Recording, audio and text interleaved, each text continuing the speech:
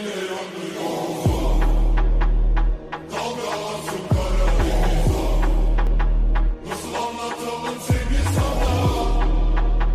Kurşun geçirmez bu sevdamıza. İllerden düşmez bu aşkımıza. Güzel günler göreceğiz, sanma ki pes edeceğiz. Geçmiş günlerin hatırına yarınlara güleceğiz senin hatırına.